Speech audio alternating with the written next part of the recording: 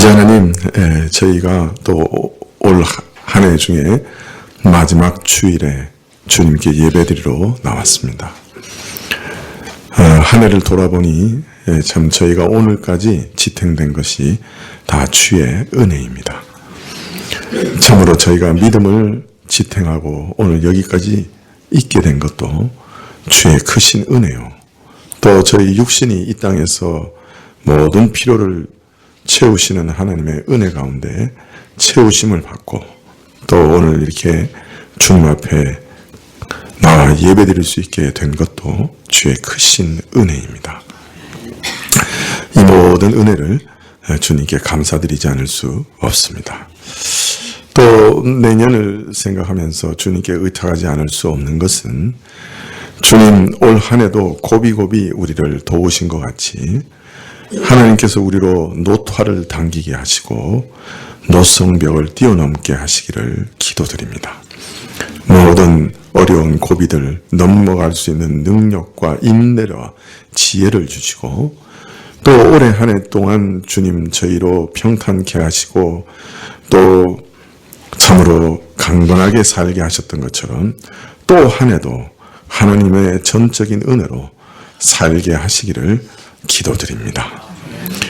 하나님 참으로 주께서 이 시편에 말씀하셨던 것처럼 하나님은 참으로 이 땅의 모든 전쟁을 쉬게 하시는 하나님이시라고 하셨습니다.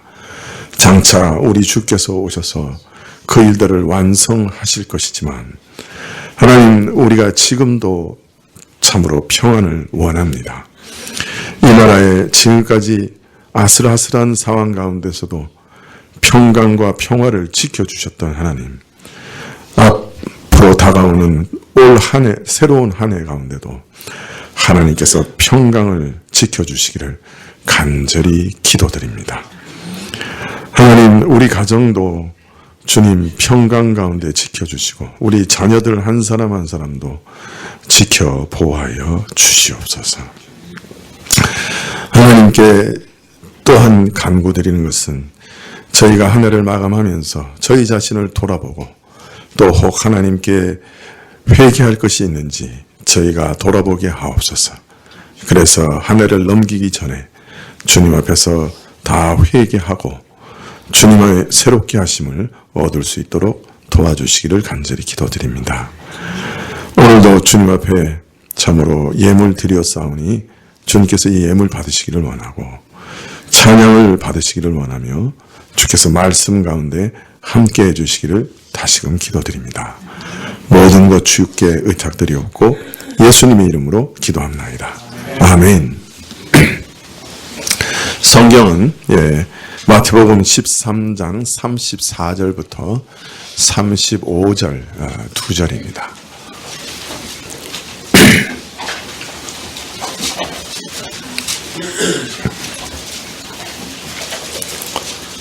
마태복음 13장 34절, 35절 두 절입니다.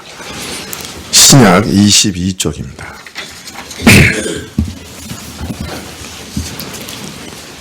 마태복음 13장 35절 찾으신 줄 알고 제가 봉독해 드리겠습니다. 이는 선지자로 말씀하신 바 내가 입을 열어 비유로 말하고 창세로부터 감추인 것들을 드러내리라 함을 이루려 하심이니라. 아멘.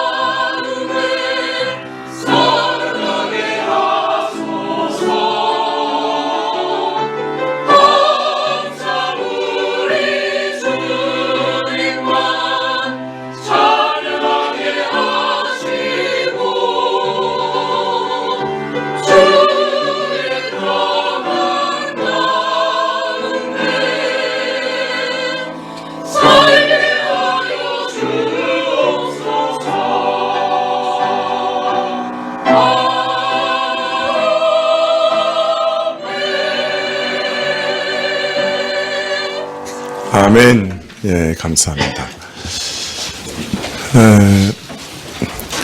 오늘 2절 말씀을 읽었는데, 사실은 이제 말씀을 준비하면서 이 2절은 건너뛰어야 되겠다, 그렇게 생각을 했었습니다. 제가 이게 쭉 성경을 강의하면서 이렇게 몇 절 빼먹은 적은 제 기억으로는 없는데요. 이번에는 한 2절 빼먹고 다음 비유로 넘어가야 되겠다, 이제 그렇게 생각을 했습니다. 여러분이 뭐 눈치채실 것도 아니고, 그리고 뭐 또 이것이 큰 흐름에, 문맥에 큰 이렇게 다음번 비유로 넘어간다고 해도 이렇게 이상한 것도 아니고, 네, 이래서 빼먹으려고 했습니다. 왜냐하면 이 2절이지만 이 2절에 담겨 있는 내용이 너무 거대하기 때문에 그렇습니다. 그래서 이거를 내가 어떻게 말로 설명할 수 있겠는가? 이게 엄두가 안 나서 좀 빼먹으면 좋겠다, 그런 생각을 했고, 또 구약을 한 번이라도 전체를 다 읽어보신 분들은 그래도 좀 나은데, 이게 구약을 안 읽어보신 분들은 이게 도대체 1시간 내내 무슨 말 하는가, 이런 생각을 하실 수도 있어서 좀 넘어가면 어떨까, 그렇게 생각을 했었습니다. 근데 이상하게 말씀을 준비하는데 뭔가 이렇게 다리를 거는 것 같아가지고 그래서 이제 엄두가 안 나는 일을 이제 시도하게 됐습니다. 혹 하나님께서 은혜를 주시면 여러분이 많은 은혜를 받으실 줄 믿습니다. 마태는 이 씨 뿌리는 자의 비유에 이어서 가라지 비유, 겨자씨 비유, 이 누룩 비유를 쭉 이어서 기록하고 있는데요. 예수님께서 천국에 대해서 가르치신 비유들을 이렇게 연이어 말씀하셨던 것이죠. 그런데 마태는 예수님이 말씀하신 이 비유들을 기록하다가 갑자기 시편 78편의 말씀을 기억하게 됐습니다. 예수님께서 당시 바닷가에 모인 무리들에게 모든 것을 비유로 말씀하셨는데, 이 사실을 기록하면서 성령의 깨우침을 따라 시편 78편 말씀을 기억하게 된 것이에요. 그래서 마태는 오늘 35절에 이는 선지자로 말씀하신 바 내가 입을 열어 비유로 말하고 창세로부터 감추인 것들을 드러내리라 함을 이루려 하심이니라, 이렇게 시편 78편 2절을 인용하고 있습니다. 즉 예수님께서 비유로 말씀하신 내용들은 바로 시편 78편 말씀을 성취한 것이라는 것이죠. 그걸 깨달았어요. 즉 예수님께서 비유를 통해 하나님의 나라의 비밀들을 알려주셨는데, 그것은 시편 78편 말씀의 궁극적인 성취다, 이렇게 이해를 한 거예요. 자, 그런데 마태는 시편 78편 2절을 인용하면서 뒷부분을 조금 바꿔서 인용을 합니다. 시편 78편 2절은 내가 입을 열어 비유를 베풀어서 옛 비밀한 말을 발표하리니, 이렇게 말하고 있어요. 즉 시편 78편 2절에서는 비유를 통해 옛 비밀한 일을 발표할 것이라, 이렇게 선언하고 있습니다. 이것을 마태는 창세로부터 감추인 것을 드러내리라, 이렇게 시야를 확대해서 인용하고 있어요. 이것은 지금 예수님께서 드러내신 비밀이 시편 기자가 드러내신 비밀에 더해서 이 비밀의 더 궁극적인 성취까지 말씀하시는 것이기 때문에 이렇게 시야를 더 확대해서 말씀하시는 것입니다. 오히려 이것이 더 합당한 것이죠. 그래서 오늘 이는 선지자로 말씀하신 바 내가 입을 열어 비유로 말하고 창세로부터 감추인 것을 드러내리라 한 것은 78편 2절을 인용한 것입니다.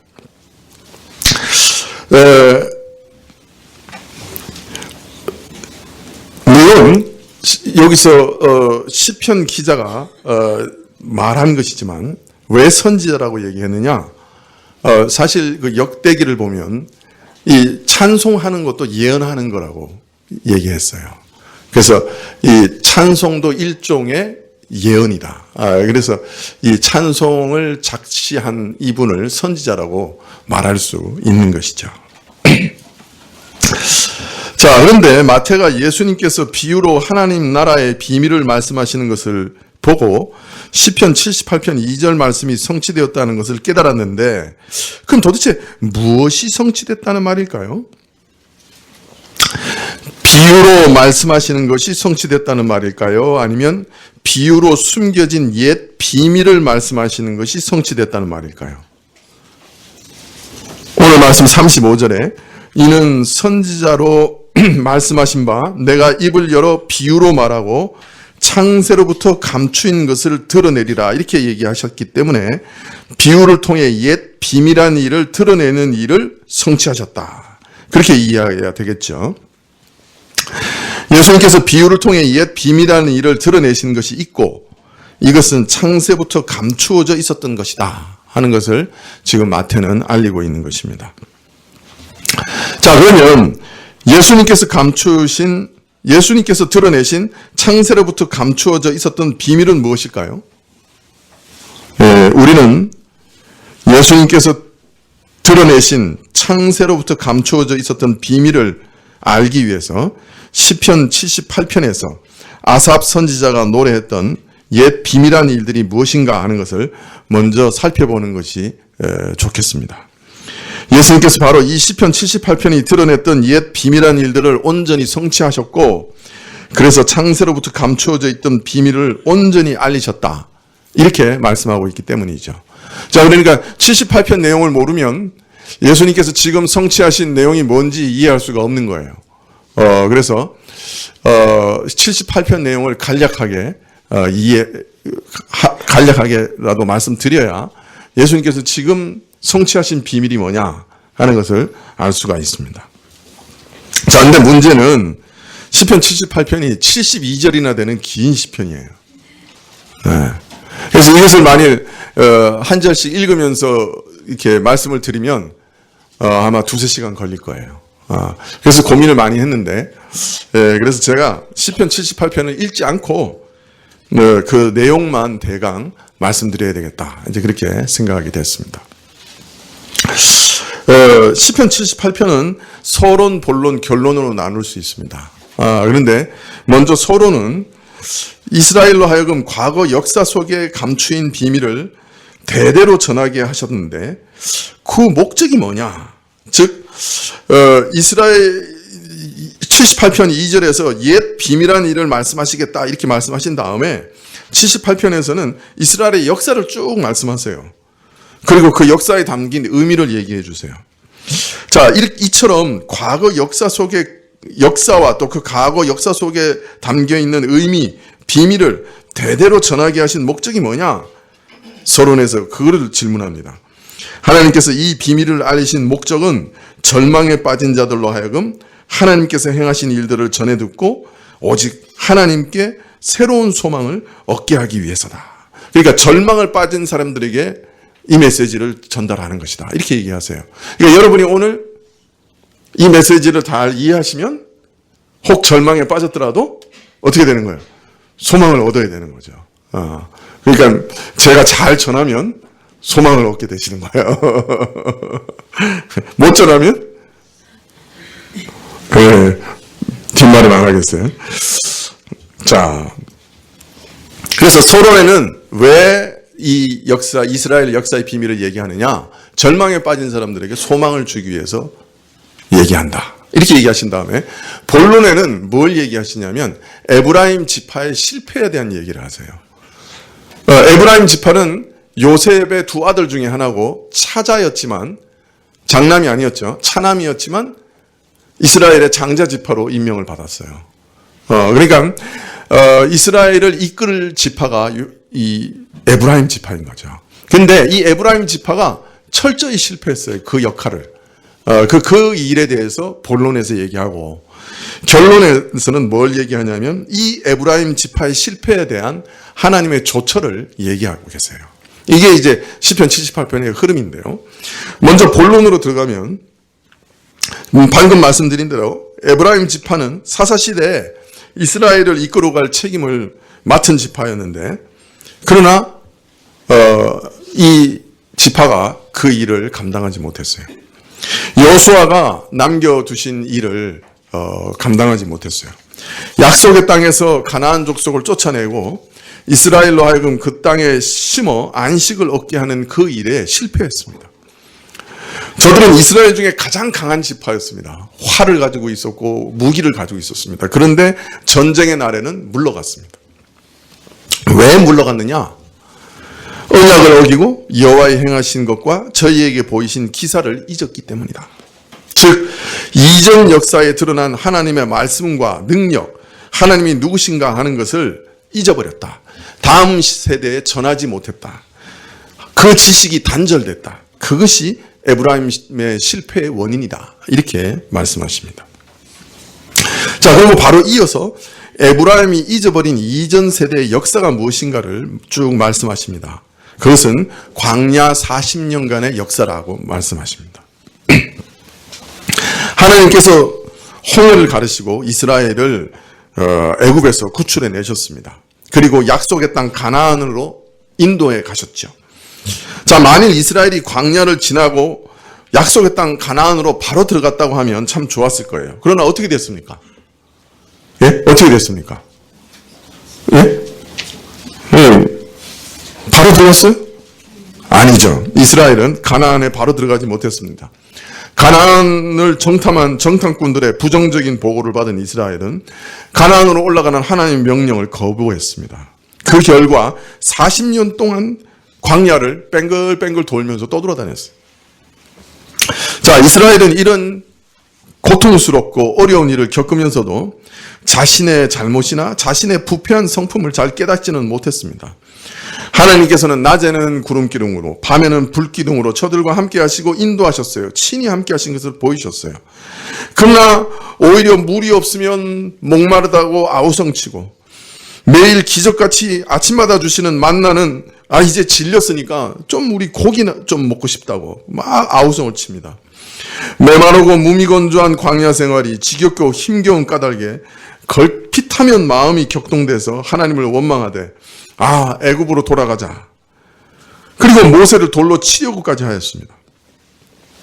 하나님께서는 목마르다고 하는 저들을 위해 반석에서 물을 내시고 저희가 탐욕으로 고기를 달라고 요구할 때도 고기를 주셨어요. 물리게 먹도록 주셨어요. 동시에 물론 재앙으로 치심으로 그들의 탐욕을 징계하시기는 하셨지만 하나님께서는 저들의 요구를 다 들어주셨어요. 그런데 이런 일이 광야 여행 기간 내내 반복됐어요. 한두 번만 있었던 게 아니에요. 한두 번 하고 끝난 게 아니에요. 이런 일은 계속됐어요. 그래서 광야 여행은 이런 일로 시작해가지고 이런 일로 끝났어요. 그런데 이처럼 40년 동안 불신앙 가운데 줄곧 끊임없이 반역하는 이스라엘에 대한 하나님의 반응은 무엇이었는가?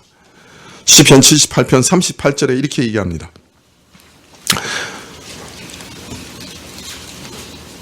오직 하나님은 긍휼하심으로 죄악을 덮어주시어 멸망시키지 아니하시고 그의 진노를 여러 번 돌이키시며 그의 모든 분을 다 쏟아내지 아니하셨으니 그들은 육체이며 가고 다시 돌아오지 못하는 바람임을 기억하셨습니다. 이스라엘은 광야에서 이처럼 끊임없이 반역했어요. 그런데 그 반역의 역사에도 불구하고 하나님은 본래 가지셨던 이스라엘을 향한 긍휼을 조금도 변하지 않으셨어요. 그 긍휼은 변하지 않았어요. 비록 저들의 죄악을 깨닫게 하시기 위해 징계하셨지만 저들을 용서하셨어요. 저들의 죄악을 덮어주셨고 저들을 멸망시키지 않으셨어요. 그래서 이스라엘로 하여금 가나안에 들어가 하나님의 나라를 건설하게 하시려는 하나님의 뜻은 조금도 흔들리지 않았어요. 만일 이스라엘이 바로 순탄하게 가나안 땅에 들어갔으면 결코 알 수 없었던 일, 하나님의 은혜와 긍휼, 자비가 광야 40년간 오히려 이스라엘의 반역으로 인해 더 깊이 드러나게 됐어요.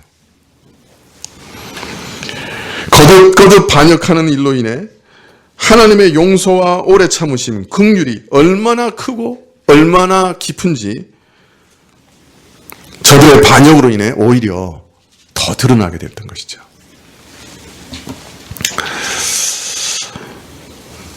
이처럼 이스라엘이 40년 광야 생활에서 줄곧 실패하고 반역한 일들을 언급한 시편 기자는 이어서 이스라엘이 왜 40년간 광야 생활 동안 그렇게 반역만 일삼았느냐, 끊임없이 하나님을 시험했느냐, 그 이유를 또 알리십니다.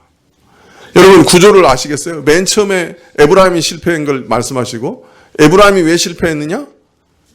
이스라엘의 이전 역사를 잊어버렸기 때문이다. 그리고 처음에 말씀하신 게 뭐예요? 광야 40년 동안 역사하신 하나님을 잊어버렸다. 그 다음에 또 연결해서 또 얘기하시는 거예요. 왜 이스라엘이 40년 동안 광야에서 실패했느냐? 그 이유를 알리시는 거예요. 저가 그의 권능을 기억하지 아니하며 대적에게서 구속하신 날도 생각지 않았기 때문이다. 즉 애굽에서 구원하신 날, 이스라엘을 구원해내신 바로 그 일을 기억지 않았기 때문이다. 그렇게 얘기합니다. 애굽과 그 바로에게는 10가지 재앙으로 치셨지만 자기 백성들은 양같이 인도하여 애굽에서 구원해내신 그 일을 잊어버렸다. 이스라엘이 애굽에서 행하신 그 하나님의 능력을 기억했다고 하면 애굽의 젖줄인 강과 시내를 피로 변하게 하시고 파리와 개구리를 보내시고 마지막에는 애국 장자의 기력을 그 시작을 처음 멸하신 하나님의 권능을 기억했다면, 이런 하나님이시라면 이처럼 40년 동안 죄의 굴레에서 벗어나지 못하고 늘 반복해서 하나님을 진노케 했던 저들도 죄 앞에서 늘 무력하게 넘어져서 하나님을 몇 번이고 슬프시게 했던 그 무능한 죄인들이라 할지라도 능히 건지실 수 있을 것이다 라고 믿으며 하나님을 의지하였을 것인데, 저들은 애굽에서 역사하신 그 하나님을 잊어버리고 그 결과 40년 동안 줄곧 자신들 안에 있는 죄의 세력에 져서 하나님을 끈질기게 반역하는 그런 일들만 행했다. 그렇게 말씀하고 계시는 것이죠. 재밌죠? 제일 처음 에브라임은 이전 세대에 보이신 하나님의 권능을 잊어버렸기 때문에 실패했다 하시고, 그 예로 이스라엘이 40년 광야 생활을 먼저 말씀하셨어요. 그 다음 이스라엘이 왜 40년 광야를 실패했느냐 얘기하시고 출애굽에 보이신 하나님의 권능을 잊어버렸다 이렇게 말씀하세요. 그럼 어떻게 되죠? 에브라임이 왜 실패한 거예요? 예? 40년 광야 생활과 애굽에서의 출애굽을 잊어버렸기 때문에. 이해되세요? 이 논리 구조를?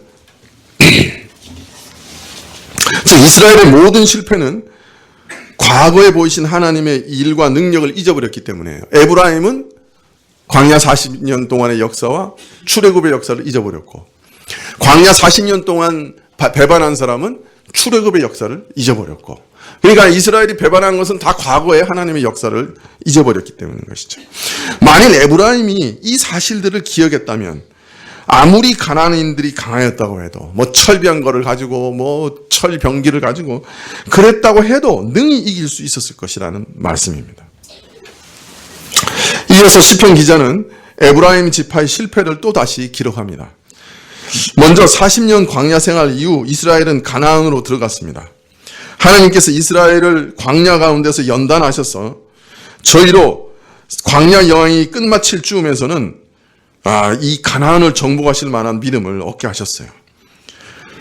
광야 생활에서 혹독한 징계와 연단을 보았던 그 제2세대는 하나님의 능력을 의지해서 가나안으로 들어갔습니다. 그래서 여호수아의 지도에 따라 가나안 땅을 정복하는 중대한 일을 감당했어요. 그래서 가나안 땅을 정복해 나갔어요. 자, 그러나 여호수아를 이어 사사시대 동안 이 일을 책임진 에브라임 지파는 그 역할을 제대로 감당하지 못했어요. 방금 말씀드린 대로 저들이 출애굽의 하나님, 40년간 광야에서 이스라엘을 먹이신 하나님을 알지 못했기 때문에 실패했던 것이죠. 그 결과 이스라엘은 우상숭배의 나락으로 떨어집니다. 우상숭배하는 이스라엘을 하나님께서 진노하사 심판하시면 이스라엘은 또 고통 중에 하나님께 부르짖습니다. 그러면 하나님은 그 기도를 들어주시고 저들을 구원해 주셨습니다. 그런데 이 일이 한 번만 있는 것이 아니고 끊임없이 반복됩니다. 다람쥐 쳇바퀴 돌듯이 계속해서 이스라엘은 이런 일을 계속 반복합니다. 우상숭배하고 하나님이 심판하시고 고통 가운데 울부짖으면 사사를 보내 건져주시고, 이게 사사시대예요. 그게 계속 되는 거예요. 근데 여기서 중요한 것은 범죄한 이스라엘이 뉘우치고 하나님께 부르짖어 은혜를 구하는 것을 보시고 저희들을 구원하실 때도 다른 여러 지파에서 사사들을 일으키세요. 다른 말로 말하면 실패한 에브라임을 다시 쓰시지 않는 거예요. 그래서 에브라임 지파로 하여금 이스라엘을 이끌게 하지 않으셨어요. 사사들을 보면 각기 다른 지파에서 다 일어나는 겁니다. 그래서 이스라엘의 지도력은 분산되고 맙니다. 그리고 그 결과 이런 일이 계속 반복되면서 어떤 면에서 이스라엘은 서서히 붕괴해져 가요. 끝내 가서는 거의 다 완전히 와해됩니다. 악화돼가지고. 그래서 백성들은 모두 저마다 자기 눈에 오른 대로 살아가는 무정부 시대가 돼버려요. 에브라임이 실패하니까 구심점이 없어지고 어려울 때마다 여러 지파에서 사사를 일으키다 보니 완전히 지도력이 없어져 버린 거예요. 그래서 붕괴돼 버린 겁니다. 이스라엘이. 설상가상으로 더 악화된 것은 엘리 제사장의 두 아들의 불신앙과 악행으로 말미암아 언약궤를 대적 블레셋 손에 빼앗깁니다.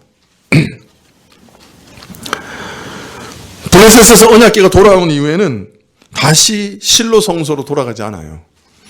기럇 여아림의 아비나답의 집에 들어갑니다. 그러니까 이 언약궤가 개인 집에 들어가 버립니다. 성소로 안 돌아가고. 그래서 에브라임 지경에 있었던 실로 성소는 영영이 버림을 받습니다. 자, 그러니까 얼마나 붕괴됐냐면 성소 자체가 없어진 거예요. 이스라엘 안에서.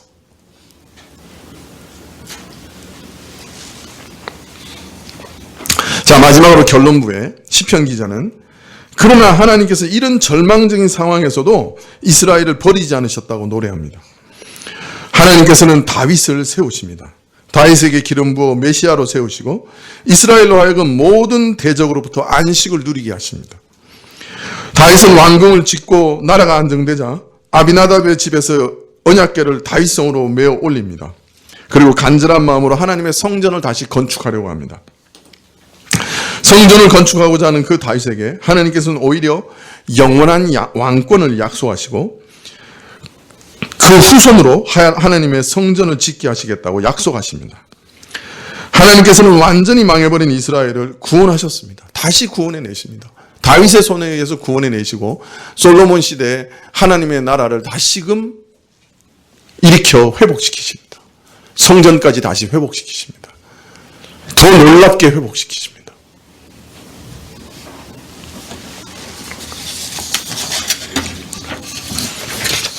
네, 72전에 되는 시편을 아주 간략하게, 그것도 이스라엘 역사 전체 많은 부분을 아주 간략하게 살펴봤는데요. 이스라엘은 애굽의 노예였던 비참한 처지에서 구원을 받았습니다. 그리고 하나님 백성된 은혜를 입은 후에 그러나 하나님의 신실한 백성으로 살지는 못했습니다. 오히려 이스라엘은 끊임없이 불신앙으로 하나님을 거역함으로 실패와 심판과 회복을 되풀이했습니다. 이스라엘의 역사는 신실한 믿음과 경건의 역사가 아니었습니다. 불신앙과 징계의 역사였습니다. 심판을 받아 고통 중에 부르짖는 이스라엘을 구원하신 하나님의 긍휼의 역사였습니다. 그러나 크게 보면 어떤 면에서는 실패의 역사였습니다. 그러나 기이한 것은 이스라엘이 완전히 무너졌다고 생각할 수밖에 없는 그 순간에도 결코 완전하게 멸망한 적이 없었습니다. 아니, 오히려 더 깊고 풍성한 은혜로 이어졌고 이전보다 더 큰 영광으로 이어졌습니다. 그리고 바로 여기에 이스라엘 역사 속에 감추어진 가장 깊은 비밀이 모습을 드러냅니다. 만일 출애굽 이후 이스라엘의 역사가 순조로웠다면, 신실하게 하나님께 순종하는 경건한 역사였다면 출애굽의 구원과 시내산에서 맺은 언약은 그저 불신앙 가운데 애굽에서 종노릇하던 이스라엘을 구원해 내셔서 자기 백성으로 삼으신 하나님의 큰 은혜를 증거하는 정도로 그치고 말았을 것입니다. 그러나 이스라엘의 거듭된 실패로 말미암아 구원받은 백성의 실패와 반역에도 불구하고 그 마지막은 언제나 이전보다 더 은혜롭고 영광스러운 결과로 마감되게 하심으로 하나님께서 이스라엘을 택하여 자기 백성으로 삼으신 그 언약의 은혜가 더욱 깊이 드러나게 되었습니다. 하나님께서 이스라엘에게 베푸신 은혜는 이스라엘의 수없이 거듭된 불신앙과 불순종, 우상숭배, 그리고 반역에도 좌절되지 않았습니다. 이상한 표현으로 들릴지 모르지만 구원받은 하나님의 백성 이스라엘의 죄가 하나님의 은혜와 사랑을 이길 수 없었던 것이죠. 오히려 이스라엘의 죄는 하나님의 긍휼과 은혜에 삼키우고 맙니다. 이스라엘의 역사는 죄가 절대로 하나님의 뜻을 좌절시키지 못하며 하나님의 사랑과 은혜는 죄를 능히 이기고 극복한다는 사실을 분명히 보여주는 역사입니다. 하나님의 사랑과 은혜가 이렇게 깊고 무한하기 때문에 사람이 어떤 절망적인 상황에 빠졌을 경우라 할지라도 여전히 하나님께 소망을 둘 수 있다고 하는 것을 이스라엘 역사는 보여주십니다. 그토록 애굽에서 10가지 재앙으로 대단한 기적으로 바다 홍해가 갈라지는 기적을 보고 광야로 탈출하는 이스라엘은 광야에서 거듭 하나님을 반역합니다. 정말 끈질기게 반역합니다. 그뿐 아닙니다. 잠시 믿음을 회복한 이스라엘이 가나안에 들어가긴 했지만 가나안에 들어간 이후 사사시대 400년 동안 내내 하나님을 반역하는 역사를 반복합니다. 건져주면 반복하고 건져주면 반복하고. 그런데 거기서 드러난 게 뭐냐는 거예요. 이스라엘은 죄로 철저히 실패하지만 죄가 하나님의 사랑과 목적과 계획을 이길 수 없다는 거예요. 하나님은 끈질기게 용서하십니다. 끈질기게 사사를 보내십니다. 끈질기게 모세를 통해 저들을 설득하십니다. 불평하면 물을 보내주십니다. 불평하면 고기를 보내주십니다. 그 불평하는 이스라엘 백성들 전갈과 불뱀과 그 무서운 사막에서 보호해 주십니다. 저들의 신발과 옷이 헤어지지 않았다고 합니다. 우리 같으면 우리 자식이라도 그렇게 말썽 피우고 말 안 듣고 반역하고 그러면 그냥 지옥 박았을 텐데 그냥 호적에서 빼버렸을 텐데 하나님은 인간이 아니시.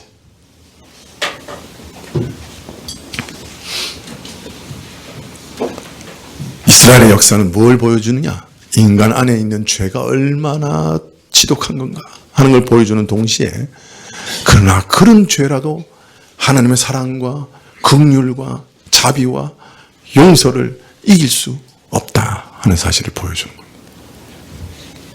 이게 이스라엘 역사 가운데 가장 중요한 비밀이라고 시편 78편은 말하고 있는 거예요.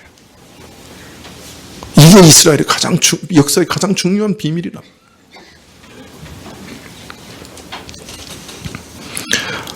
이스라엘의 역사 가운데 하나님이 알리시고자 하는 것이 무엇이냐? 하나님의 무한하신 사랑이라. 끝까지 참으시는 하나님의 사랑이라. 그게 이스라엘 역사의 비밀이라. 마태는 이스라엘의 역사의 이 기이한 비밀이 예수님께 와서 완전히 성취됐다. 그렇게 고백합니다. 어떻게 성취됐습니까? 이스라엘은 다윗과 솔로몬 이후에 온전하지 못했어요. 아니, 또 배반했어요. 솔로몬 시대부터 이방 여인들을 아내로 취하면서 예루살렘의 이방 신들을 섬기는 신전들을 가득히 건설했어요. 이로 인해 이스라엘은 북이스라엘과 남유다로 갈라집니다.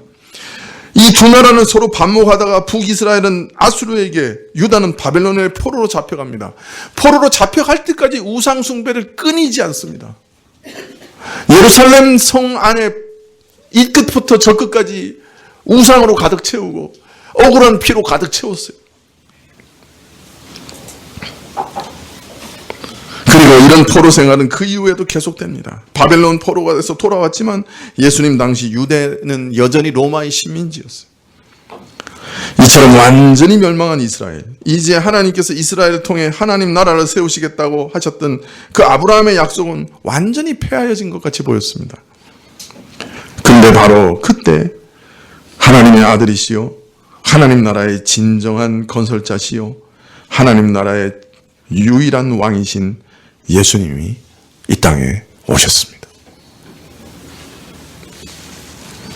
마치 사사시대에 온 이스라엘이 완전히 무너지고 나라가 완전히 결단나고 에브라임이 이끌던 실로의 성소가 폐허가 된 그런 비참한 일을 겪었을 때 하나님의 기름 부은 왕 메시아 다윗을 세워 그 나라를 구원하셨던 것처럼 이스라엘이 그 죄로 인해 완전히 몰락해서 바벨론의 포로로 잡혀가고 로마의 식민지가 된 이 최악의 순간에 하나님께서는 저들을 구원하시는 메시아 다윗의 아들 예수 그리스도를 보내셨던 것입니다. 그래서 이스라엘을 통해 하나님 나라를 세우시려는 하나님의 궁극적 목적은 흔들리거나 무너지지 않았습니다. 아니, 오히려 더욱 깊고 영광스럽게 본질적으로 성취되었습니다. 이처럼 예수님은 이스라엘의 모든 실패에 대한 하나님의 최종적인 해답으로 이 땅에 오셨던 겁니다. 이스라엘의 궁극적인 실패는 무엇이었습니까? 그것은 율법 앞에서의 실패였습니다. 이스라엘을 애굽에서 구원하여 내신 하나님께서는 자기 백성으로 삼으시고 율법을 주셨습니다. 저들에게 이것을 지키면 살겠다, 영생을 누릴 것이다 약속하셨습니다. 결과는 어땠습니까? 참담한 실패로 끝났지요. 우상 숭배가 뭡니까? 그 율법을 매일 어긴다는 거예요. 그 참담하게 실패했어요. 바벨론에 망한 것 그게 다가 아니에요. 이스라엘은 율법 앞에서 비참하게 실패했어요. 왜냐하면 율법을 지킬 사람이 없기 때문이었죠. 바로 그처럼 죄가 더한 곳, 절망스러운 그곳에 은혜가 더욱 넘쳤습니다. 바로 예수 그리스도께서 오셔서 율법의 요구를 다 이루어 주셨고 이제 모든 죄인으로 값없이 은혜로 영생에 이르게 하셨기 때문입니다. 이로써 죄조차도 하나님의 백성을 절망시킬 수 없다는 것이 예수님을 통해 명명백백하게 드러났습니다. 하나님의 백성들은 범죄하였을지라도 하나님께 나아가 죄사함을 구할 수 있다고 하는 것을 명백하게 드러내셨습니다. 여기서 멈추지 아니하시고 더 나아가 죄가 하나님의 목적을 무너뜨릴 수 없다고 하는 것을 그리스도를 통해 명명백백하게 보여주셨습니다. 죄가 하나님의 구별하신 백성의 그 고귀한 신분을 무너뜨릴 수 없다는 것을 예수님을 통해 보이셨습니다. 하나님의 택하심을 받고 그의 부르심을 받아 그리스도를 믿는 자는 결코 내어버림을 받지 않는다고 하는 것을 증거하셨습니다. 그리스도를 통해 믿는 자가 누리는 은혜가 바로 이렇게 대단한 것이에요. 이렇게 깊고 높은 것이에요. 이것이 전체 이스라엘 역사가 주는 가장 깊고 비밀한 교훈입니다. 이것이 바로 창세로부터 감추어져 있던 비밀이에요. 이스라엘의 구원의 은혜를 입었음에도 불구하고 구원받은 백성이 되었음에도 불구하고 이스라엘은 계속 반역하기를 거듭했습니다. 그러나 이 역사에 깊은 비밀이 숨겨 있었습니다. 그것은 이스라엘의 역사는 죄가 절대로 하나님의 뜻을 좌절시키지 못하며 하나님의 사랑과 은혜는 죄를 능히 이기고 극복한다는 사실이었습니다. 그래서 이것을 깨닫는 자는 절망 중에서도 소망을 얻을 수 있는 것입니다. 이스라엘의 역사가 주는 가르침은 다른 것이 아닙니다. 죄라는 것이 절대 하나님의 은혜를, 하나님의 뜻을 무너뜨리지 못한다고 하는 그 사실입니다. 더 나아가서 오히려 죄가 넘친 곳에 은혜가 더욱 넘친다고 하는 그 사실입니다. 이런 죄를 능히 극복하시는 예수님의 은혜 때문에 예수님이 건설하시는 나라는 우리 안에 모든 대적, 천국의 말씀을 대적하는 모든 대적, 길과 돌밭, 가시떨기 같은 대적을 이기고 30배, 60배, 100배의 열매를 맺게 되는 것입니다. 이런 죄를 극복하시는 예수님의 은혜 때문에 천국은 이 세상에서 가라지들의 수많은 방해에도 불구하고 마지막 날 수많은 알곡을 얻게 되는 것입니다. 마지막 날까지 큰 나무처럼 부풀어 오른 반죽처럼 성장해 가는 것입니다. 오늘 마태는 바로 죄가 예수님 안에 삼키우는 이 비밀을 발견하고 예수님께서 모든 죄를 이기시는 하나님 나라의 건설자시요 하나님 나라의 왕으로 오신 것을 보고 시편 78편에 기록된 역사의 비밀이 예수님 안에서 온전히 성취되었다 하는 것을 깨달았습니다. 그래서 그걸 고백하고 있는 거예요.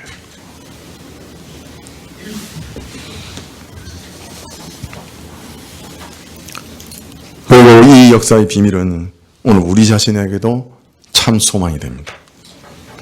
이스라엘이 바로 우리 자신의 모습이기 때문이죠.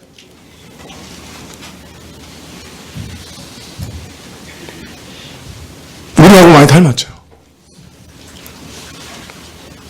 그러나 이스라엘의 역사는 이런 부패한 자, 늘 넘어지고 실패하는 자에게 오히려 소망이 있다는 것을 가르치고 있는 것입니다. 구원의 은혜를 얻었으면서도 여전히 하나님께 반역하고 하나님의 자녀로 사는데 실패하는 우리에게 이 이스라엘의 역사의 비밀은 한없는 위로와 소망이 되는 것입니다. 이 이스라엘의 역사는 우리에게 크게 외칩니다. 우리의 거듭되는 반역과 실패에 대한 하나님의 조치, 하나님의 대답이 무엇이냐? 심판이 아니라 예수 그리스도라는 것입니다. 예수 그리스도 안에 있는 용서와 긍휼, 사랑이라는 것입니다. 죄가 더한 곳에 은혜가 넘친다 하시는 것이 그 대답이라는 것입니다. 2019년을 마감하는 주일에 이 1년을 돌아보시면 어떻습니까? 돌아보시니 어떻습니까? 하나님께 영광 돌려드리는 일이 많았습니까? 아니면 실패와 반역의 역사로 점철된 1년이었습니까? 혹 지난 1년이 반역과 실패로 점철되어 있다 해도 우리는 실망과 낙담하지 않을 수 있습니다. 그 반역과 실패 끝에 우리 예수께서 서 계시기 때문입니다.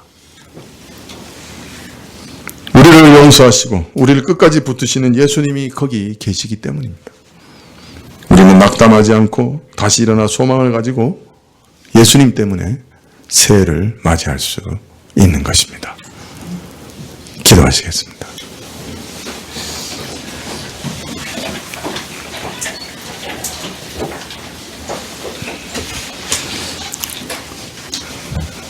하나님,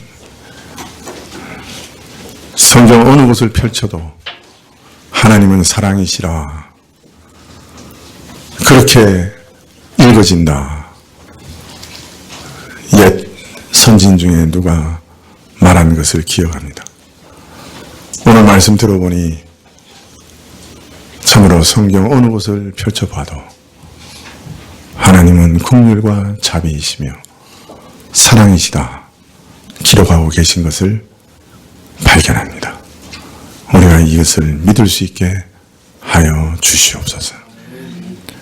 성경을 읽을 때마다 우리의 실패와 반역을 기록한 성경을 읽을 때마다 그것을 뛰어넘어 영광 가운데 우리를 구원하시고 더 높은 은혜로 채우시는 그 자비를 읽을 수 있게 해 주시고 우리도 그러한 자비와 은혜를 일평생 누리게 해주시고 우리 인생의 마지막 날에도 그런 은혜와 자비 가운데 주를 만나게 하옵소서. 예수님의 이름으로 기도합나이다. 아멘. 네, 416장 찬송하시겠습니다.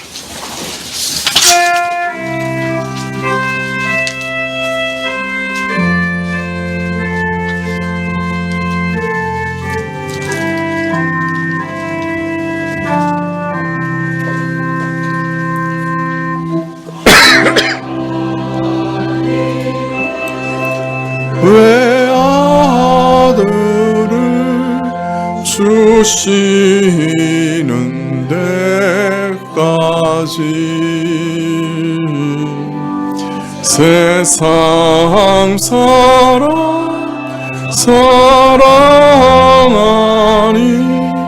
참 사랑이로다.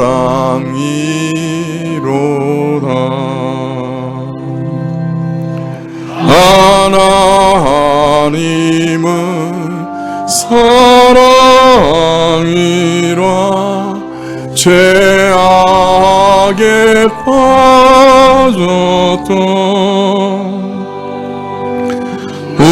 우리까지 사랑하니 참 사랑 아닌가.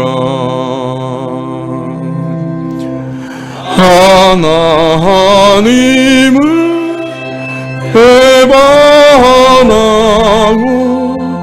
멀리 떠난 우리 원수같이 대적하나 사랑하여 주네.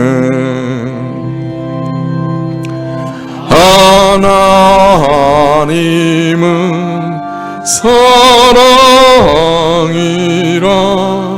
죄악에 빠졌던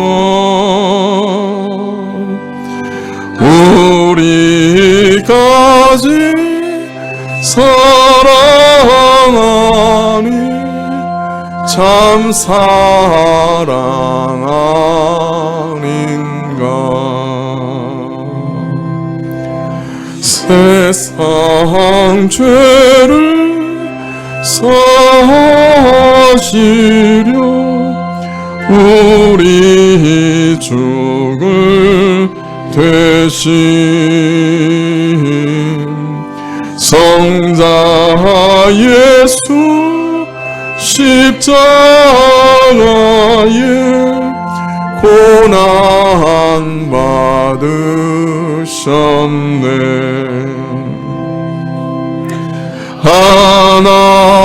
하나님은 사랑이라 죄악에 빠졌던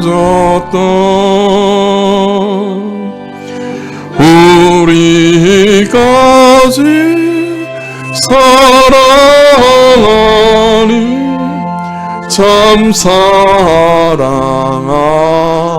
아닌가. 이 사랑에 반복하여 주께 나오라. 고난 영혼 주께 맡겨 구원을 얻으라.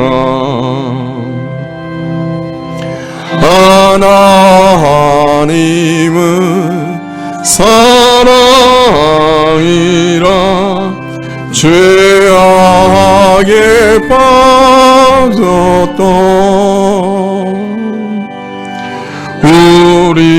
우리까지 사랑하니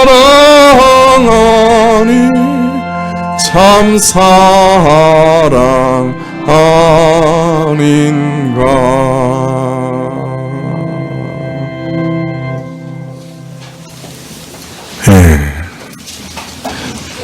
구약 성경을 이렇게 보니까 성경 전체가 내가 너희를 사랑한다, 그 한마디가 될 거예요. 그죠? 구약이 바로 그걸 얘기하고 계신다 오늘 말씀하십니다. 바로 구역적 모임이 있겠습니다. 기도하시겠습니다.